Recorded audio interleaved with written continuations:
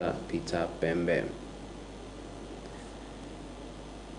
The Kwamili Apostolic Church today staged a meeting at Pokosini Road, Chifton, where in their prayer they are putting the country first and those in authorities. Mkiweni Ingunda Center was nearly gutted by arsonists as they attempted to burn the entrance of their administration block.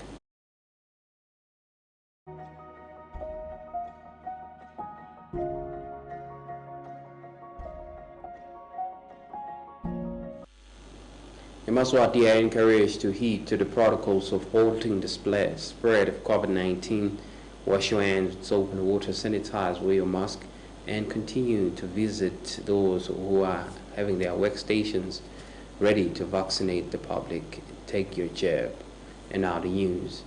Their Majesties have expressed their loss due to the demise of the former Minister of Natural Resources and Energy, Senator Peter Bembe, who was remembered as a hard-working person who always wanted to see things getting successful for the resuscitation of the country's economy.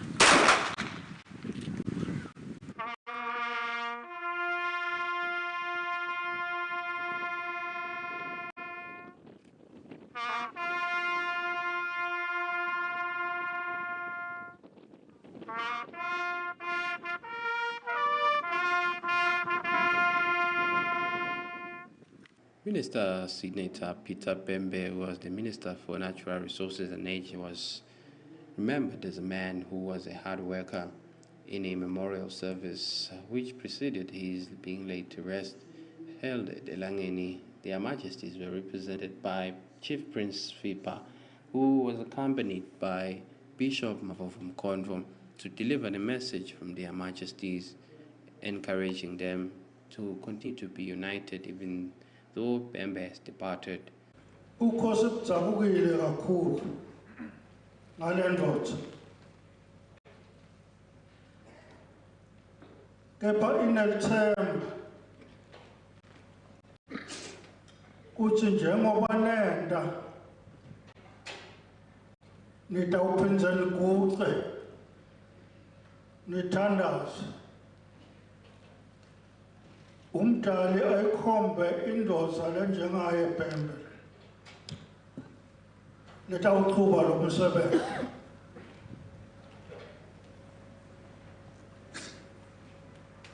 Lo mthandazo weswelakele nekunikhumbuta bekunene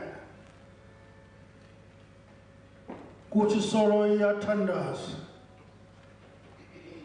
kuthi eMaswati ayinike ukuthula,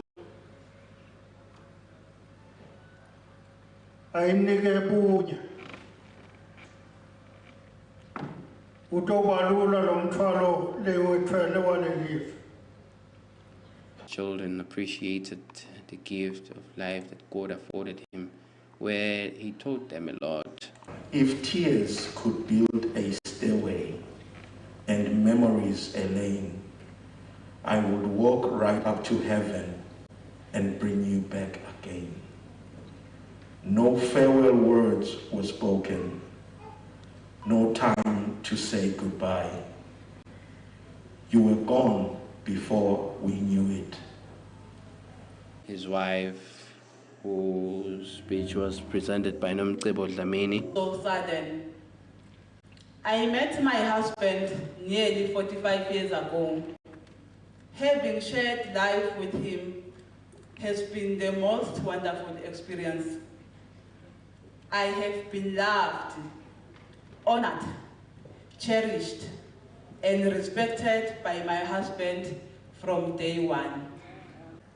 His main passion was his dedication to serve, and you would see his diligence in the... Senator Peter Bembe, Honorable Minister, had a desirable humility which he often expressed through his generosity in sharing his wealth of knowledge and experience. Wasibona sikhala njiniyena sisala likhono laBhembe lelibonakala esontweni labonakala emndenini wakhe labonakala.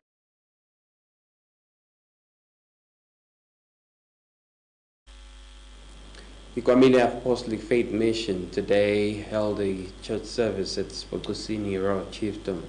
This is part of a prayer to put the country in prayers, and also those in authorities, especially to continue praying for the peace of the country to be that is prosperous.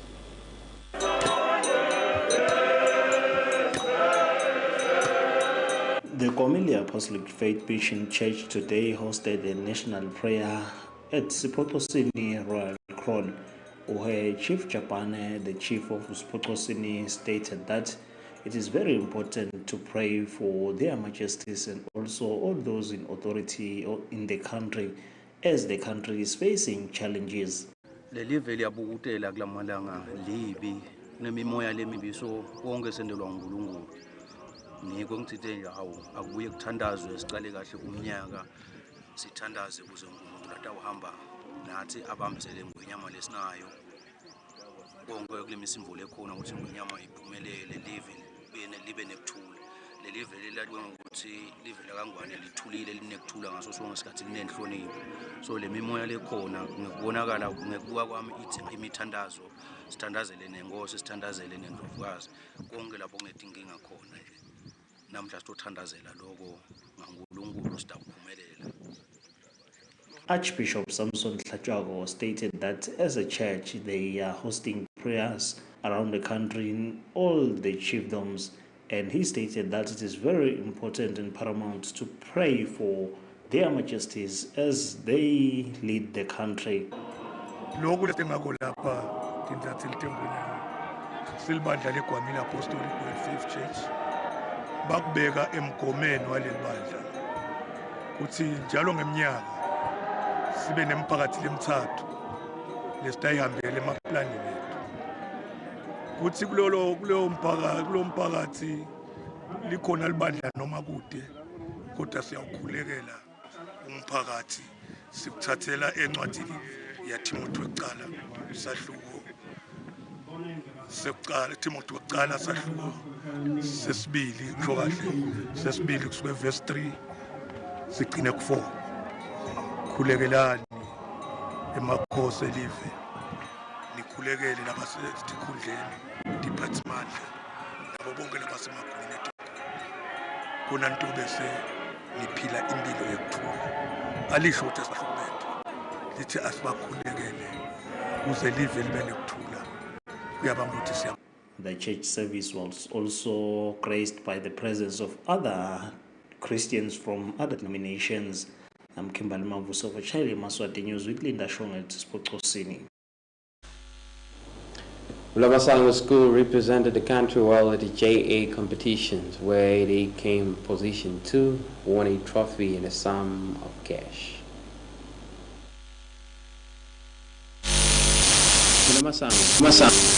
Majesty's Correctional Services represented the country well, where they came number 2, coming back with $800 as an award and a certificate, and also a trophy of being the best in the competition of the JA ESWATINI, competing with other countries. The Commissioner General welcomed them and appreciated their performance. You did very well. Thank you. I'm proud of you. And if your question 2 asks Malula, Ngosi Sibantini Gaskasi ubafundisa abantwana ukuthi bapendele abakwendile. You've raised the flag eSwatini. Iyambimba nje kulamalanga sibahle kakhulu. And sibonga ukusinika lethuba lokuthi singenele. Siyethembisa ukuthi sidaphindze sibe emnyaka lontako sibe nemfutho lomkhulu kakhulu bonke sebedlulile sebakuma completing classes. But now I think they appreciate the exposure they had and whatever they've done. Education. I'm happy that you're here to witness that. And I can encourage. Business is not about we are a tertiary. Education iyakusita but nangabe awukabusaluthola lethuba lelo idama kwenta ibhizinisi sithinze yana page lethu la Facebook ubhale khona usho ukuthi ucela lisito sitakuphendula noma ke 2505 6504 sitawukhona khuluma nawe sikulekelele ukuthi ngabe singabonana njani.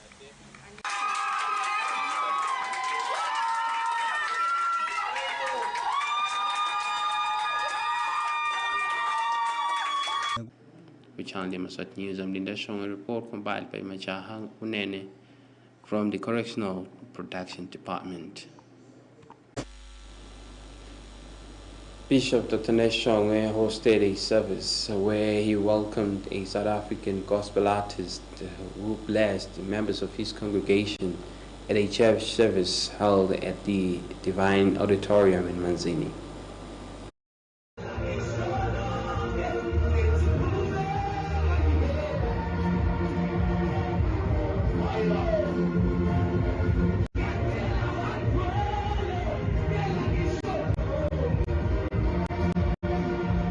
The Divine Healing Ministries today hosted a member of the South African gospel artist who is known as Lungile Hlongane, who took part in the celebration of prayer as it was a Sunday at the Divine Healing Ministries in Manzini, where he performed and everyone is excited. He stated that Eswatini is his second home. Appreciated the bishop for inviting him. First of all, I would like to say thank you to Bishop for having me, for inviting me. It's an honor and privilege. Ngiyabonga kakhulu. Nabantu baseSwazini ngiyabonga kakhulu. This is uthando and this is nje ukwamkeleka. Amen. Siyabona ugcobona impahla amakhasi esikhathini. Ungasinje ngale culture. It's good. Ibukeka kahle yinhle. Uyigqoka wami ukuveza ukuthi I'm one with Swaziland, I'm one with abazalwane bala ngiyinto eyodwa nabo, so amen. Angathanda nje ukusho kubantu abasho ukuthi it's very hard to live this life without uJesu empilweni yakho. So if ever you want to live this life, make sure that you have Jesus in your life. Everything is very easy.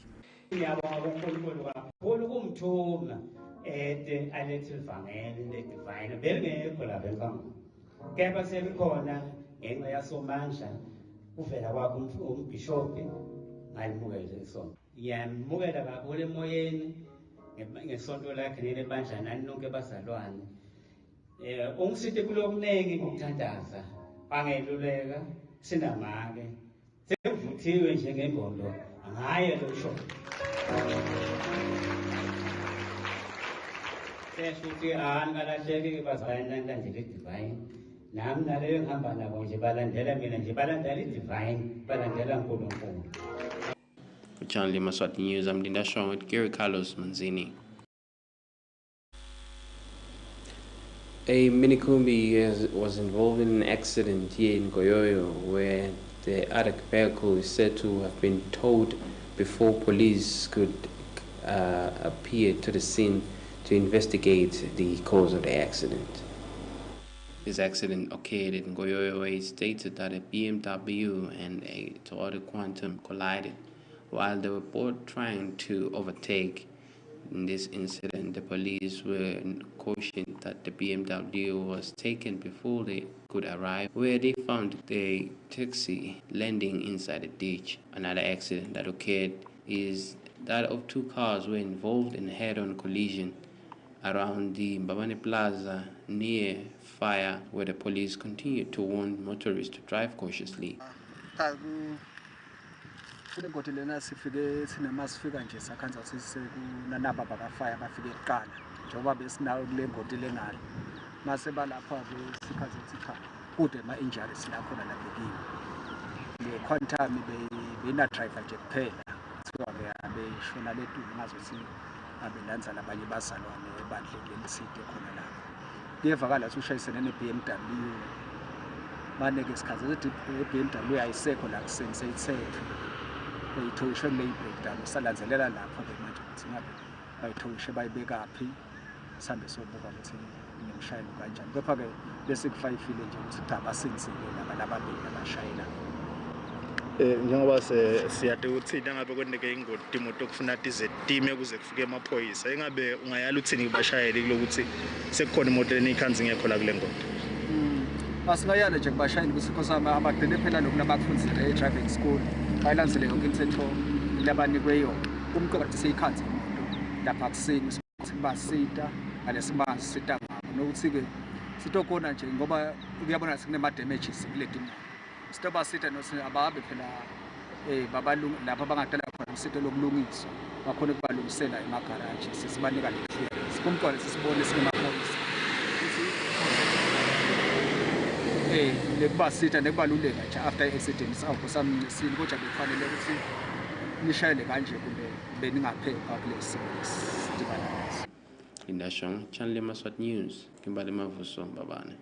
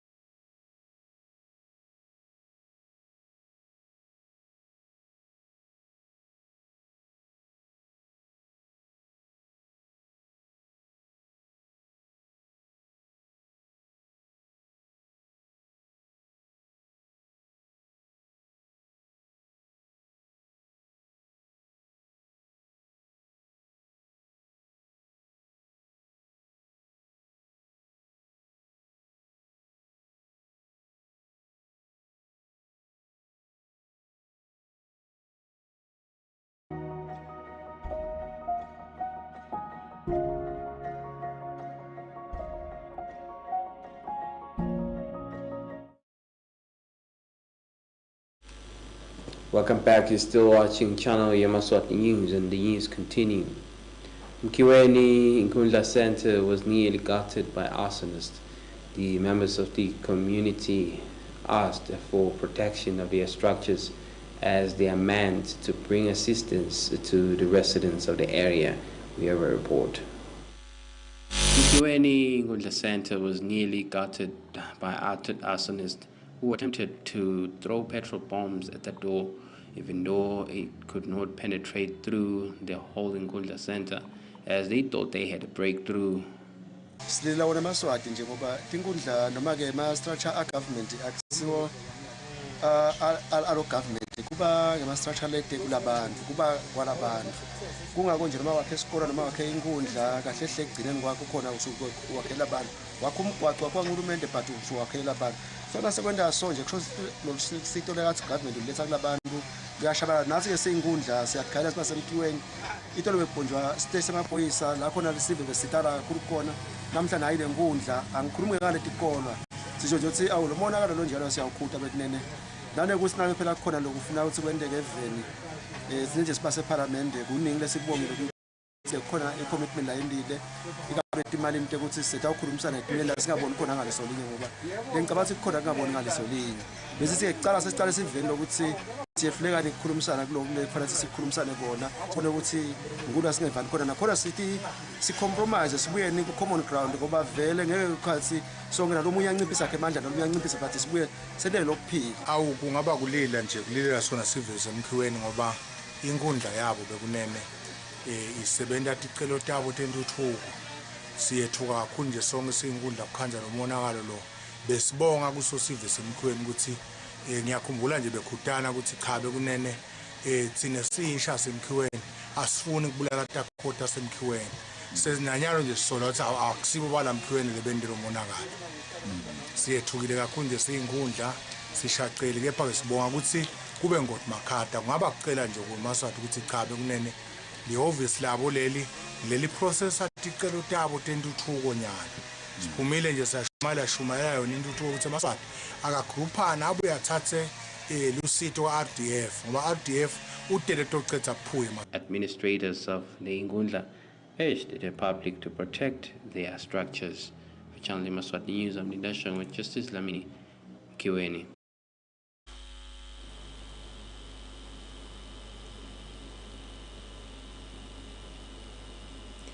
ESWATINI residents were able to secure a water project courtesy of their Regional Development Fund. This is according to the Induna for Lubamba, Mr. Mbambatanebembe.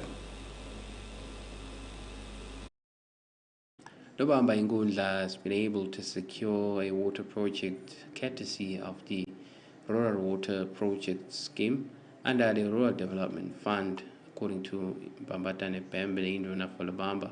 This is an achievement. They hope that it will assist the community as they'll be able to access clean water. The project ya 5.3 million phasi sikhoma se-RDF senda lihlelo lemali badle imali lahlobile abantu pheze futhi nalamandla angabadluleli ngoba iningi tale takhamuti imali besebenzisa awota so sanela kwakha le scheme nje sibakhonile abantu bakhone ukuthola kuphumula ngoba indleko adikho lawa imali rural water esiwakhile abita 10 rand ngenyanga ahlobile ke lamandla 5.3 million wakhe ireservoir wakha i-treatment plant sakha emathange lamathabi lafika lamandla circulate khona asaklineke afika ngeziveni sekahlobile tonke lendawo kayefika lamandla ngekubonga nama-stakeholders bo-MTN amapipe lasebasibewona ukuthi agcinela la kungafiki kwalamandla agcine afikile lokusho ukuthi lesikubhekile nyalo kulo le phase esiyendile phase 1 bekutonke takhamuti letingi 3000 tawubenefita direct kulamandi lawo namandi afike yonke indzawo imandi ke yasizimo lesikhulu eziveni ngoba noma ekuseni kuvuka abantu basebenzisa imali noma kuyolala kusetshenziswa imali nakupheka lokusho ukuthi njalo sicela kwesiveni lokuthi abasibambise basubscribe labo 10 rand njalo ngenyanga ngoba funa sihlale sinesikhwama sekumaintaina lesi sikwakhile nyanga.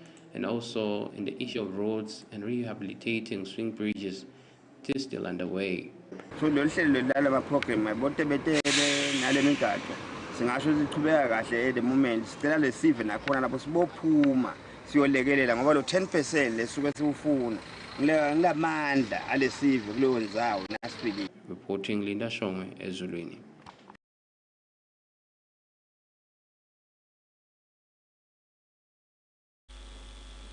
Recapping our top stories today in English news. Their Majesties have expressed their deep loss with the demise of the Honorable Minister for Natural Resources and Energy, Peter Pembe. His memorial service was staged today, and he was remembered as a man who was hardworking, always committed to duty and patriotic about Eswatini. Kwamile Apostolic Church staged prayer services in various chiefdoms to continue to pray for peace in the country and also pray for those in authorities. Kiweni Ngundla Center was nearly gutted by arsonists. The constituency administrators are pleading for the community members to protect their structures as they are meant to bring service to the people. Well, that's all for today. Until next time, please do enjoy the rest of your viewing. Good night.